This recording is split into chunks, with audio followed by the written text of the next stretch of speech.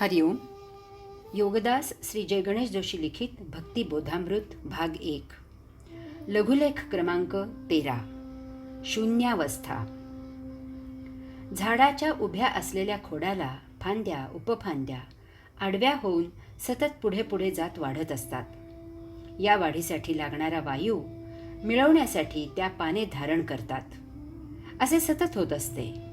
फांद्या उपफांद्या पाने यांची वाढ करणे हा काही झाडाचा अंतिम हेतू नाही. त्याला फुले फळे लागणे हा त्याचा अंतिम उद्देश असतो.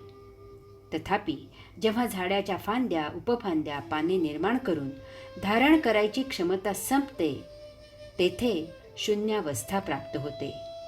तेव्हा त्याला फुले फळे लागतात.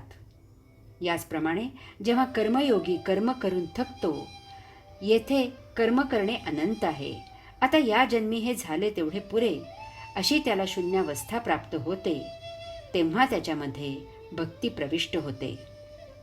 ज्ञानयोगी जेव्हा ज्ञान प्राप्त करून थकतो, ब्रह्मांडांमध्ये जे ज्ञान उपलब्ध आहे आणि त्यामध्ये क्षणोक्षणी जी नवीन भर होत आहे, ते प्राप्त करणे आपल्या आवाक्याच्या बाहेर आहे, अशी त्याची ज्या जन्मी अवस्था होते, तेथे त्याला शून्यावस्था प्राप्त होते. त्याच्यात भक्ती प्रविष्ट होते.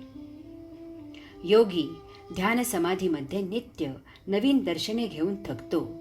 आत्मपरब्रह्माची विविधता पाहून त्याची खात्री पटते की हे अनंत असलेले पाहणे झाले तेवढे पुरे आहे.